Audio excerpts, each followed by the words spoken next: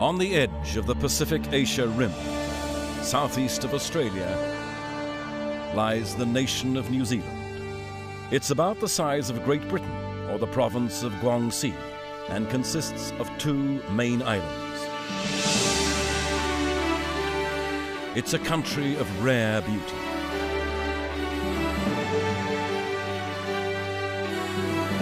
With an unrivaled variety of landforms.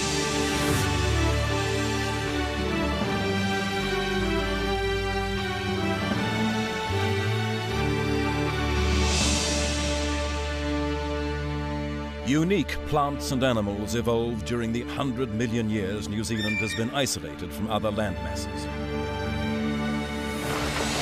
Today it has a diverse, multicultural population of 4 million people.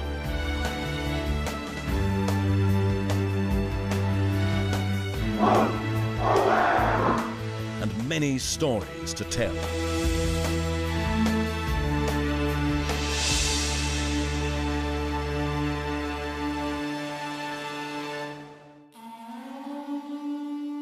Long ago, the islands of New Zealand separated from the rest of the world. Isolated, they would soon evolve into one of the most extraordinary places on Earth. Powerful forces of nature began to sculpt and shape them into almost every imaginable landscape. Over 100 million years, these unique islands became home to equally unique inhabitants. Flightless birds, giant insects, living dinosaurs, and many more rare and precious creatures live here and nowhere else in the world.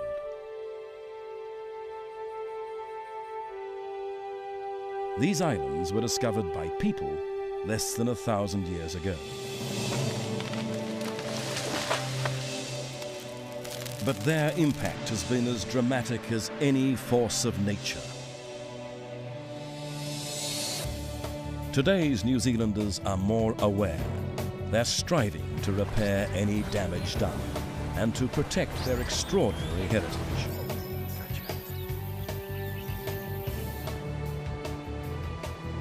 The result of their efforts in this land, once isolated, now attracts millions of visitors from around the world to experience its unique natural treasures.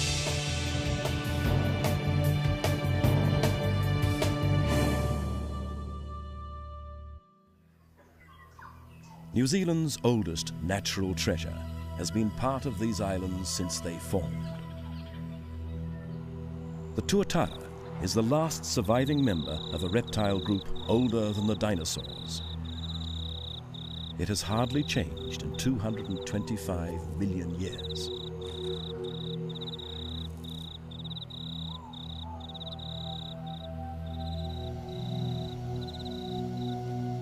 Adults are active from dusk till dawn, hunting insects and lizards along the forest floor.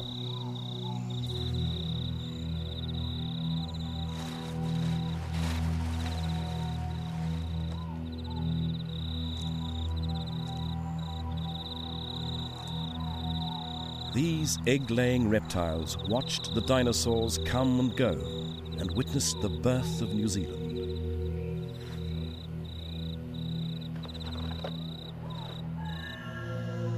They were there when the world's southern lands were still united in the ancient supercontinent called Gondwana.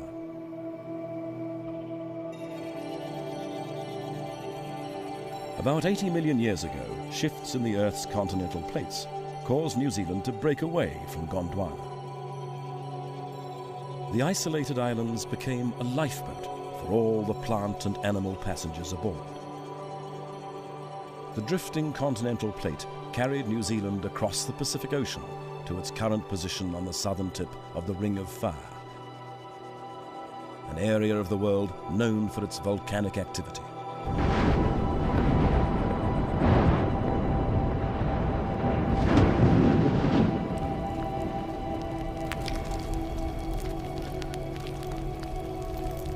Evidence of the volcanic forces that once shaped New Zealand can still be seen today across the central North Island. In the town of Rotorua, heat from molten rock close to the Earth's surface transforms pools of water into steam.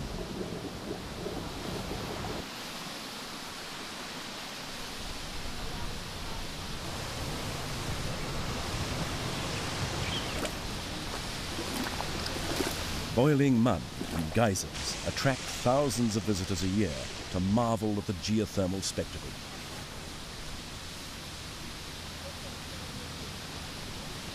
The Rotorua volcanic area includes 75% of New Zealand's active geysers. But the main drawcard here is the country's largest. Pohutu erupts up to 30 meters, 15 times a day. But it's just one of many signs of the dynamic forces that shape this region. The landscape is dominated by volcanoes.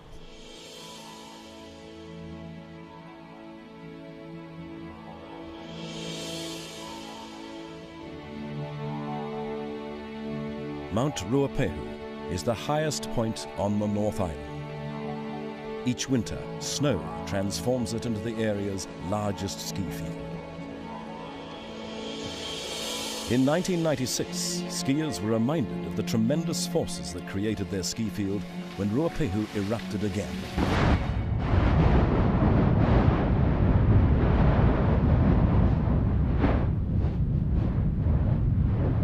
Rocks the size of cars and millions of tons of ash exploded into the air. Fortunately, no one was hurt. While Mount Ruapehu was created over millions of years by minor eruptions, another North Island landmark was created by one of the most violent eruptions on Earth.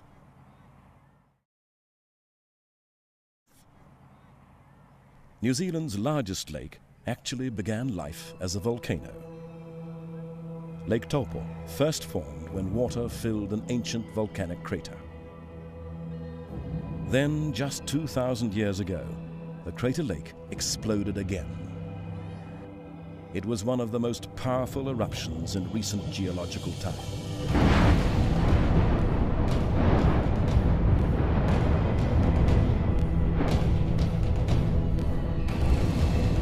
An ash cloud 50 kilometers high created sunsets so spectacular they were recorded by historians as far away as China and Rome.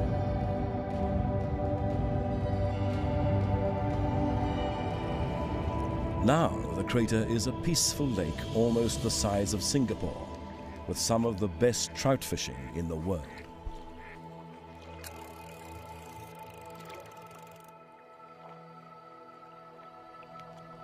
While volcanoes from the Ring of Fire helped shape the North Island, another natural force shaped the south. New Zealand's highest mountains form the spine of the South Island. The Southern Alps are the result of a massive collision between two continental plates in the Earth's crust, one moving slowly up and over the other, creating the Alps.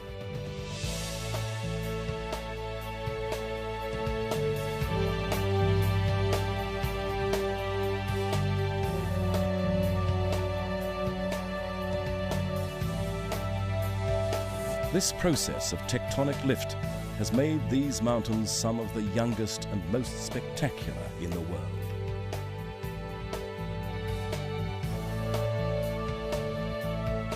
It's a process that continues to thrust them skyward at a phenomenal rate.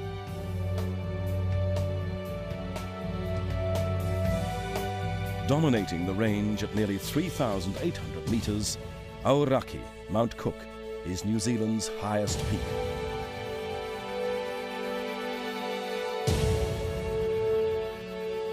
It's as much an icon for New Zealand as Everest and Kilimanjaro are for other nations. Its dramatic and unmistakable profile attracts many local artists and photographers.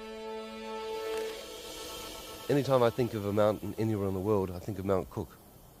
Its shape is so symbolic of mountains. There's lots of mountains in the world that are huge and symbolic in all sorts of ways, but they don't look it. You know, there's some mountains work as mountains. This one does. It's a visual icon. It's recognized as one of the most beautiful mountains on Earth.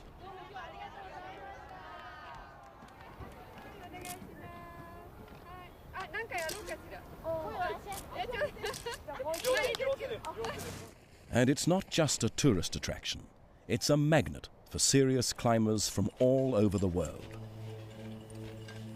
Aoraki, Mount Cook, is the ultimate challenge in the Southern Alps and is not to be taken lightly.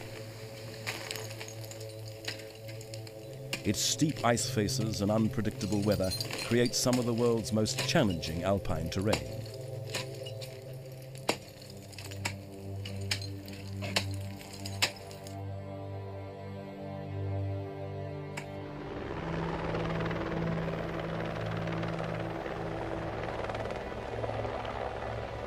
This was the training ground for Neusealander Sir Edmund Hillary before his successful first ascent of Mount Everest, the world's highest peak. The demanding climbing routes of Aoraki Mount Cook prepared him and his team well. And you know, climbing on things like the South Ridge certainly gave me experience and confidence, I think, which ultimately probably got me to the top of Mount Everest. Yeah, that'd be more difficult than the route on Everest, wouldn't it? I would say technically it was, it was more difficult.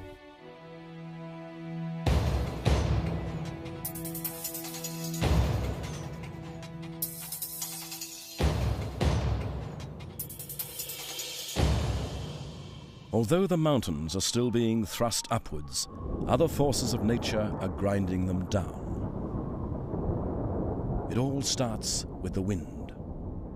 New Zealand lies in the path of powerful westerly winds that circle the globe between the latitudes of 40 and 50 degrees.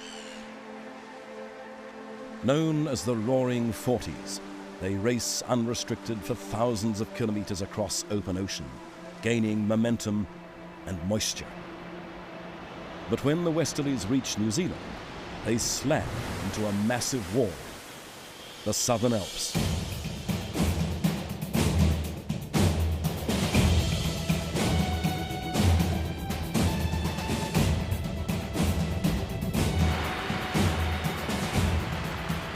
The impact causes the moisture-laden westerlies to dump an average of 10 metres of rain a year on the west coast.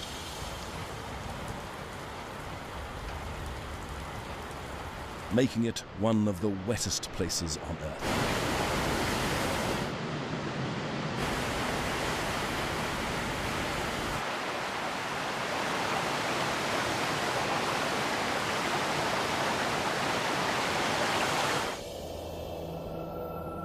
High in the mountains, that moisture falls as snow. With heavy snowfalls come avalanches.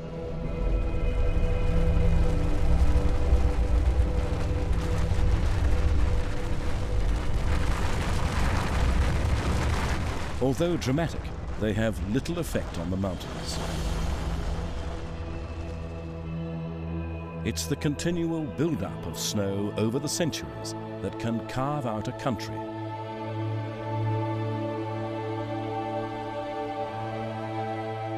When enough snow piles up and freezes solid, it creates a river of ice hundreds of meters thick, a glacier. The massive weight of the glacier has to obey the laws of gravity. It moves slowly down the mountains, pulverizing rock and grinding out valleys.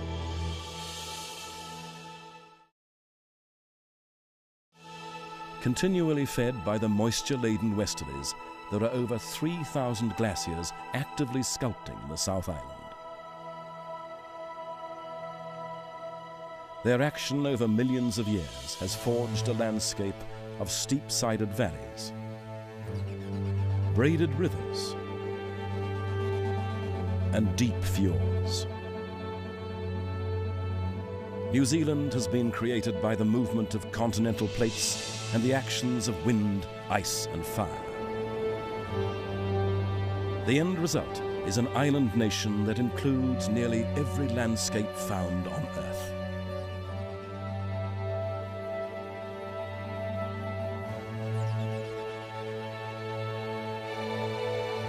But this variety is not limited to the land. New New Zealand boasts more than 15,000 kilometres of coast, ranging from the warm subtropics to the icy subantarctic.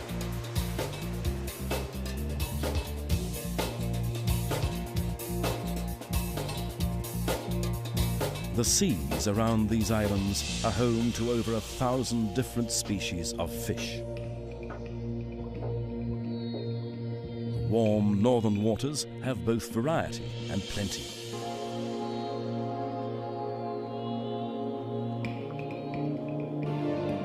Large schools of fish attract an airborne assault from squadrons of seabirds,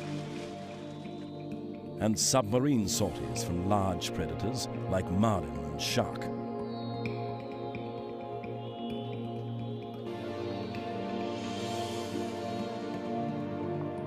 There are 32 species of marine mammals here, from dolphins to their larger cousins, orca.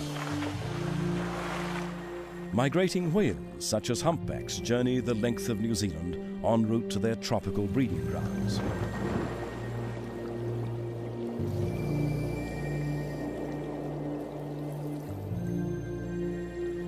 Other whales live here year-round. Sperm whales feed in deep undersea canyons off the South Island.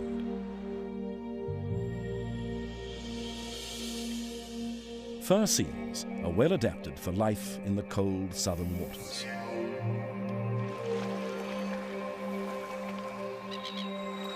A thick layer of blubber and fur keeps them warm.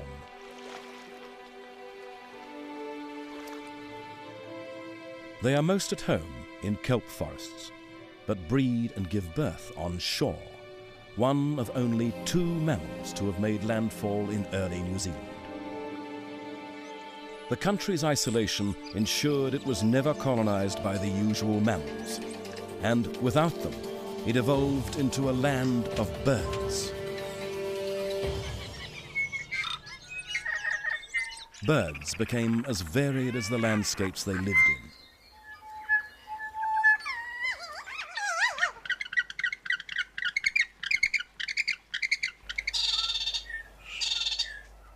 But curiously, the only land mammal native to New Zealand is one that can fly. It's a tiny bat, about the length of a human thumb. Like other bats, it sleeps during the day and feeds at night. But unlike other bats, it prefers walking to flying, as it hunts insects on the forest floor. Without competition from mammals, New Zealand's Jurassic forests gave birth to all kinds of strange creatures.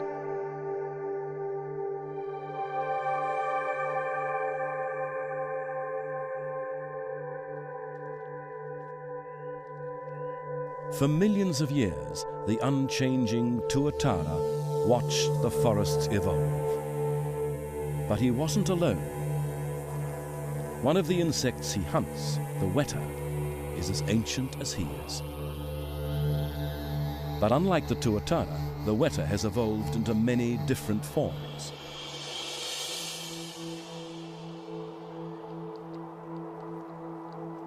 Tree weta climb to the safety of the canopy to escape predators on the forest floor.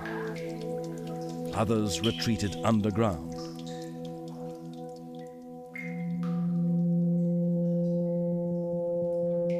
Cave weta have very limited sight. Instead, they use their long antennae to navigate in the darkness.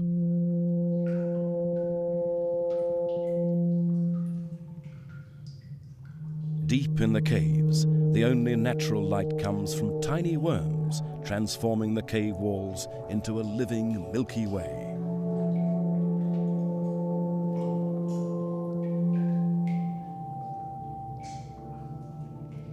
The glowworm is actually the larvae of a fly.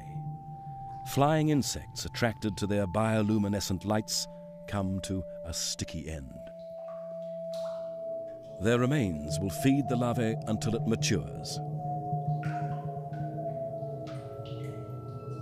Over millions of years, the weta evolved to colonize even the most extreme environments.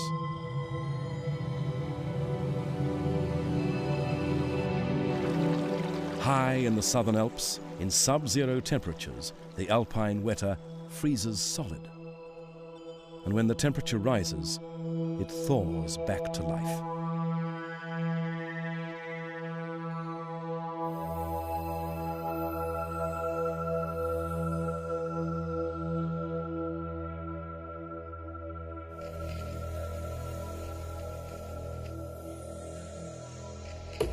The world's largest insect is also a weta.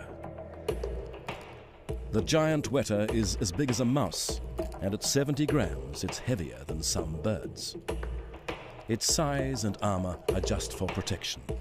It's a peaceful vegetarian, eating leaf litter on the forest floor. Without predatory mammals, insects could grow into giants and spread into many habitats. But it was the birds that ruled New Zealand. Parrots have been particularly successful. The kaka lives in beech forests. Using a strong beak and claws, it digs into the bark of trees, searching for insects and larvae.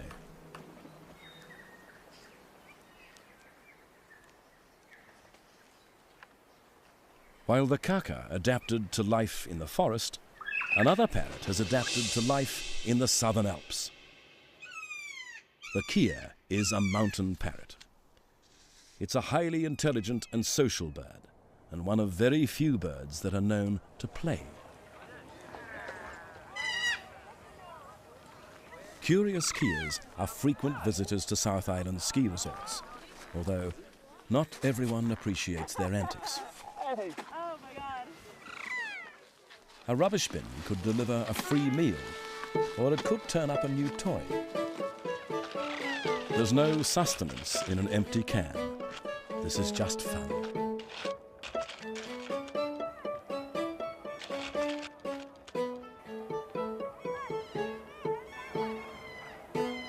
Car parks are playgrounds for keas. Beaks and claws designed for crushing seeds and nuts can easily dismantle cars.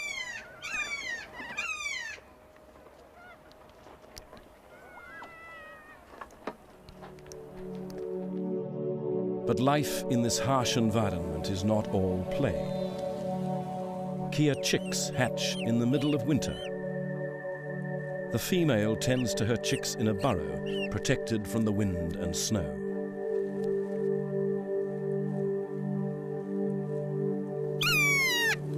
She relies on the male's intelligence and resourcefulness to provide food throughout the winter.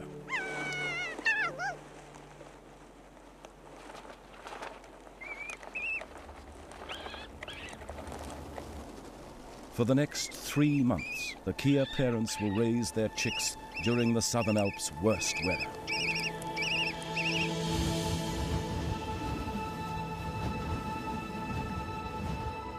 The arrival of spring is heralded by the Mount Cook lily.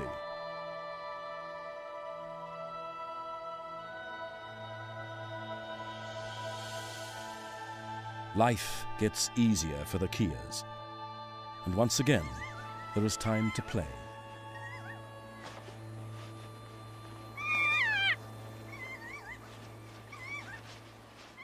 Play is one way to gauge animal intelligence. Recent studies suggest the kea is the world's smartest bird, its intellect rivaling that of the most sophisticated primates. The kea is an intelligent and resourceful survivor. But another of New Zealand's parrots is neither of those. The kakapo, or night parrot, lives on the forest floor, foraging for roots, leaves and fruit. At more than 3.5 kilograms, this vegetarian heavyweight is the world's largest parrot. In the absence of predatory mammals, it lost the ability to fly. Instead, they may walk up to 10 kilometers a night in the endless search for food.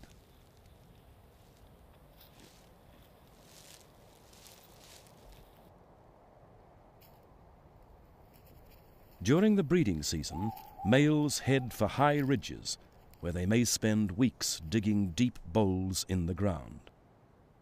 These bowls amplify their booming calls to attract females from the bush below.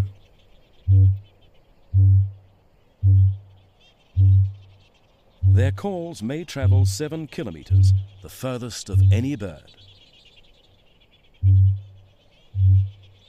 Tonight, the only response the kakapo gets is the call of New Zealand's national icon, the kiwi.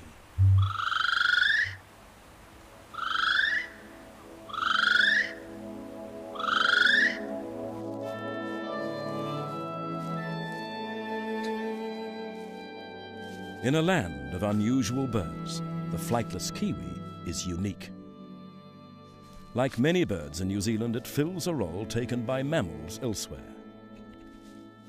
It's the only bird with nostrils at the end of its bill, which makes it the bloodhound of birds, sniffing out its prey.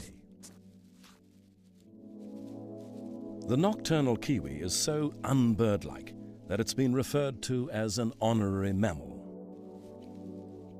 Its wings have all but disappeared, and it has no tail. It has whiskers, and its feathers are more like fur.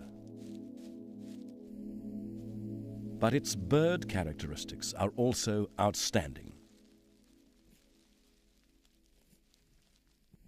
For its size, it lays the largest egg in the world.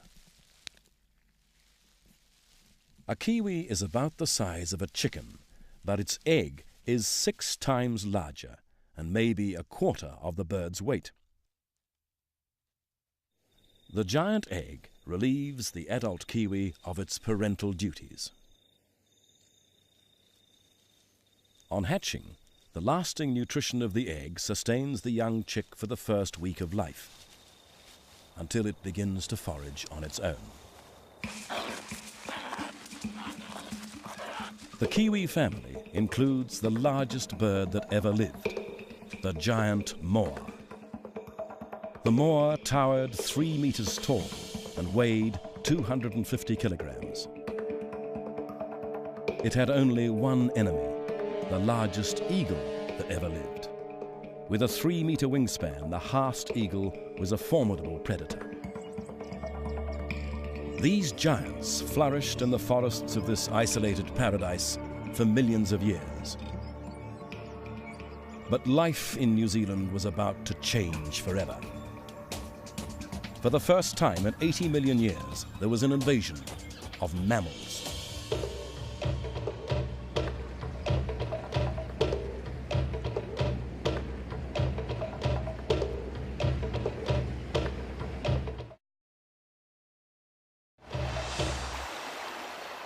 The first humans to arrive were the Polynesian ancestors of the Maori people. They found greater opportunities here than in their homelands. Skilled hunters, they burned the forests to flush out the moa. The first humans never went hungry and soon hunted the moa to extinction. Without its main prey, the Haast eagle soon died out. But this was just the beginning. In 1769, British explorer James Cook discovered New Zealand, ending its isolation from the rest of the world, and beginning a second invasion, one with an even greater impact than the Polynesians. Shipwrecks spread throughout the land. Weta and Tuatara were defenseless against this unexpected onslaught.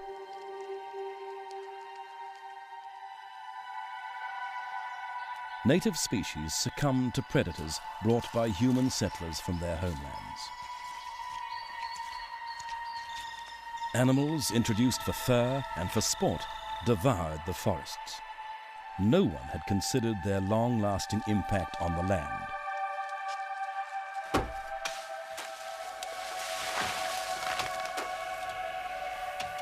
Native forests were cleared for farming and livestock. The age of birds was over, and the rise of mammals in New Zealand had begun.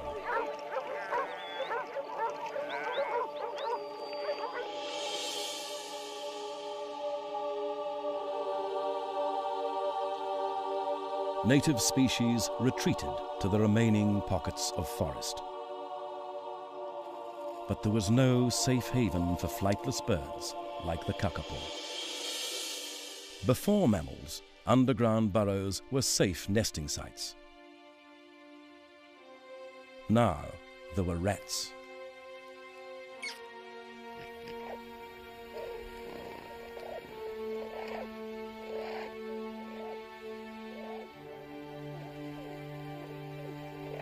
Kakapo young are completely helpless when hatched. If the eggs weren't eaten, the helpless chicks became easy prey. Kakapos were disappearing.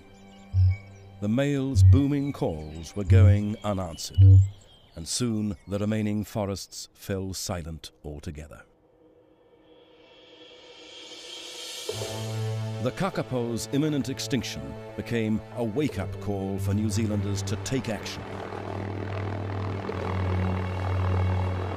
The first idea was to rid the mainland of introduced mammals.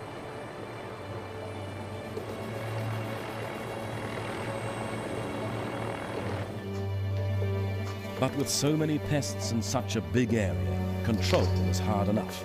Eradication proved impossible. So New Zealand looked to its past for an answer to save its future. Isolation had kept its native species safe for millions of years, so perhaps New Zealand's offshore islands could be used as lifeboats to save them now. It would be a massive job. The islands had already been invaded by rats and other predators, but they were small enough to attempt complete pest eradication.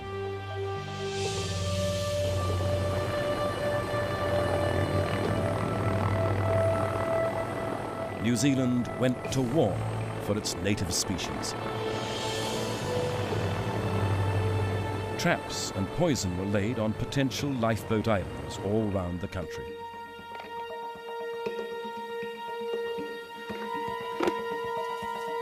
The number of rats was huge, but they took the bait.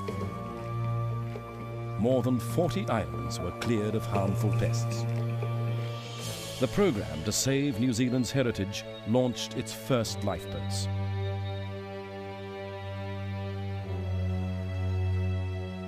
Newly cleared Codfish Island was chosen for the kakapo to make its last stand. The few surviving birds were collected from the mainland and flew, for the first time in their lives, to the safety of codfish. Kakapo had become a national concern. Government agencies, private industry, and individual volunteers joined forces in one of the most intensive and costly bird recovery programs ever attempted.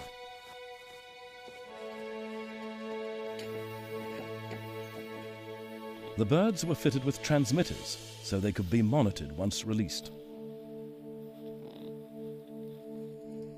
The island was pest-free, but there was no guarantee that these shy, helpless birds would survive, much less breed. Small cameras inside burrows searched for signs of new life and found it. But the arrival of the first chicks did not guarantee the survival of the species. Scientists became surrogate kakapo parents, monitoring the fragile chicks 24 hours a day. The weakest had to be hand-fed by a look-alike mother. They're helpless birds, and they've got this look about them. There's something about them. You look at their face, and there's just this.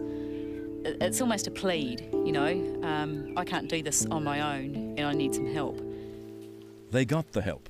The hand-reared chicks are now healthy adults. They live free and wild, but they haven't forgotten their surrogate parents. They're incredibly curious, eh? They love things like zips on your clothing, head torches. Favourite game of hokies when she was younger used to be, you know, pull your head torch, throw it off onto the ground, you'd put it back on, she'd pull your head torch, throw it off back onto the ground. They're just really curious. They love to play, even when they're adults. The kakapo is still the world's rarest parrot. There are only 86 birds. But the population is breeding again, and numbers are slowly increasing. Oh, wow. The kakapo, once a symbol of loss, is now a symbol of hope for the rest of New Zealand. The success on codfish has inspired other sanctuaries and a new age of conservation. One example is located just outside New Zealand's largest city, Auckland. A short boat ride to Tiritiri Matangi Island gives visitors a rare glimpse of what New Zealand was like before humans arrived. Once cleared for farming, volunteers have replanted the island with native trees and stocked it with endangered birds.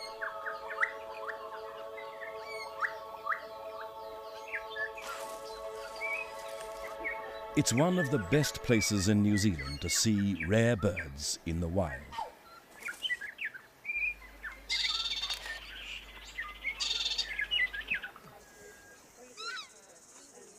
Here, the takahe, a flightless bird once thought extinct, is making a comeback.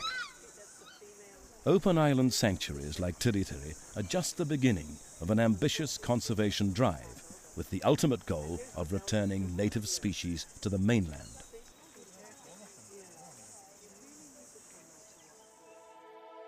Located in the capital city of Wellington, the Karori Wildlife Sanctuary is already beginning to realize that goal. A predator-proof fence surrounds the 250-hectare Karori Valley, creating an island sanctuary within easy reach of the city.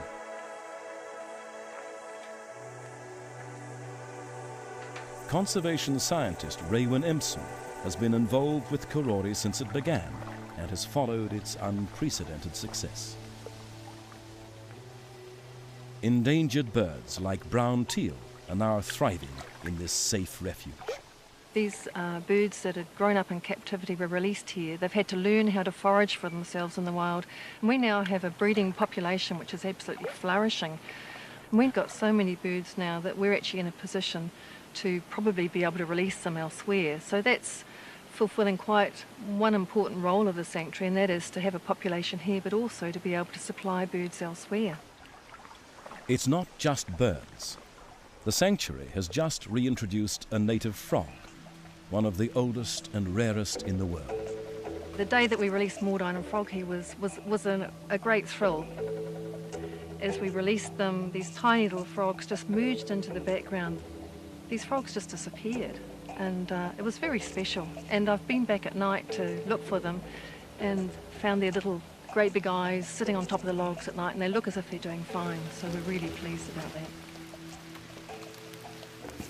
Karori's greatest triumph so far might be reintroducing New Zealand's oldest resident to the mainland for the first time in a century. More than 70 tuatara, each individually identified and monitored, have been released here. The success at Tiritiri and Karori has given New Zealanders a new interest in protecting their unique heritage and sharing it with visitors from around the world. Just outside the South Island city of Dunedin lies the Otago Peninsula. Its shores offer visitors an up-close experience with native species in their natural habitat. Taiaroa Head is home to the world's only mainland colony of royal albatross.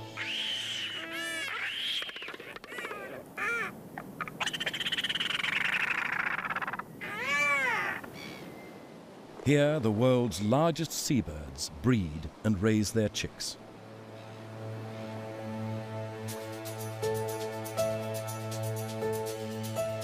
Year-old chicks leave the peninsula to circumnavigate the globe, riding on the winds of the roaring 40s. After 7 years at sea, they too will return to raise their own chicks.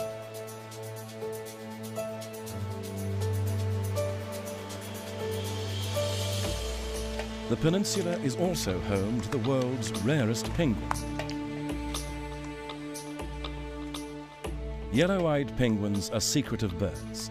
They nest in the thick bush that once covered the New Zealand coastline. But on the peninsula, ecotourism operators have dug special hides into the ground.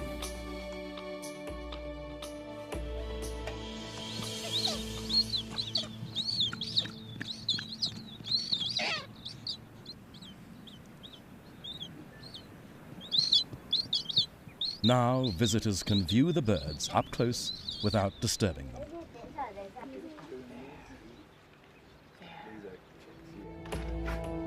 The New Zealand sea lion is also the rarest of its kind. Once hunted, its numbers are now increasing.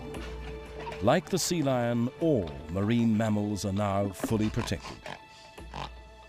This protection not only benefits the species, it's created opportunity for the people living close to them. The town of Kaikoura has turned itself into the whale-watching capital of New Zealand.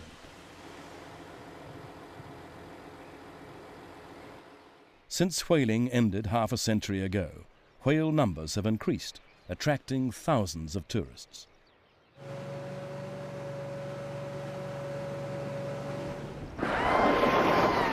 Whale-watching ventures established by the indigenous Maori tribe provide significant financial return to the tribe and the town, and thrill visitors with a close encounter.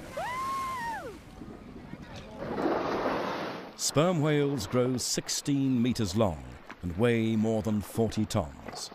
They're seen on the surface between dives before feeding on giant squid 2 kilometres down in deep canyons just offshore.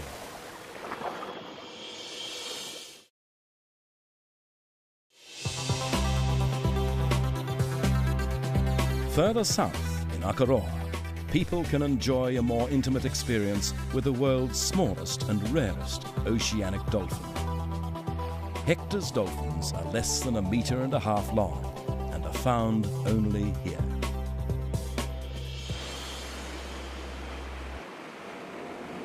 The dolphins are unique to New Zealand, so for me as a New Zealander it's quite a special experience to be involved with something that's quite unique to our country. And it's also a great experience to be able to share it with people from all around the world. Within the sanctuary here, the dolphins are protected, but remain wild and free. It's their choice to interact with the swimmers. People are, as I say, much more in harmony with the environment, and they want to know what's happening with a particular species. Part of the tourism industry is becoming more aware of the fact that research does have to continue. Each person that comes with us, part of their fare will go into the research fund.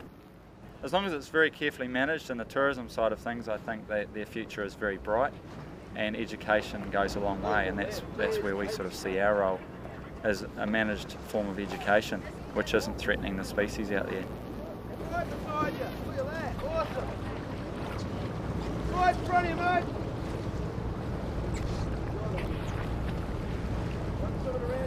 Oh, it was just fantastic, awe-inspiring. Yeah, it's something that you'd only do once in a lifetime.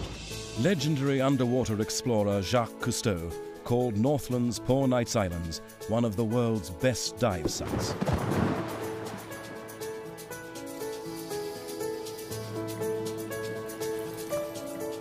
They've been made a marine reserve and now showcase a greater variety of subtropical fish than anywhere else in New Zealand.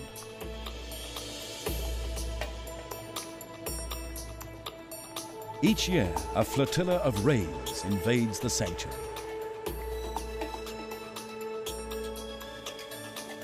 Why they are here remains a mystery. The fish that inhabit this protected seascape of caves and rock archways no longer fear humans.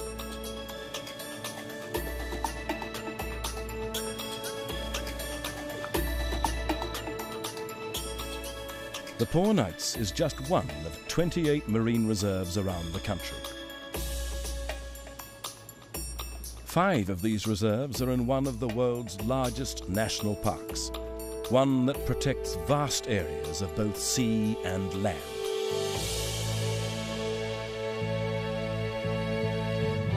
Fiordland National Park's 1.2 million hectares cover most of southwest New Zealand. The landscape is a testament to the power of ice. Ancient glaciers shaped the land into some of the steepest valleys on Earth. When the glaciers retreated, the valleys filled with seawater, forming fjords, some over 400 meters deep.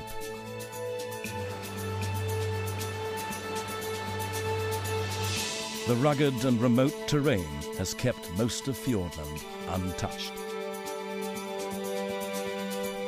For those who do venture here, it's a trip back in time to the world as it once was.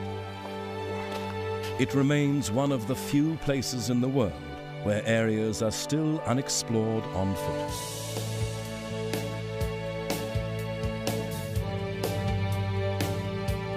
This is one of the Southern Hemisphere's great wildernesses and has been designated a World Heritage Site, a testament to New Zealand's new age of conservation.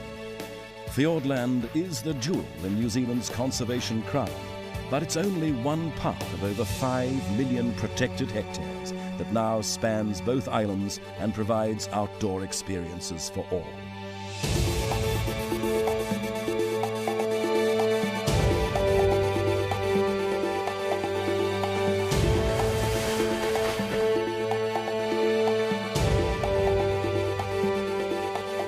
New Zealanders' commitment to their natural heritage is a remarkable turn from the early days of exploitation.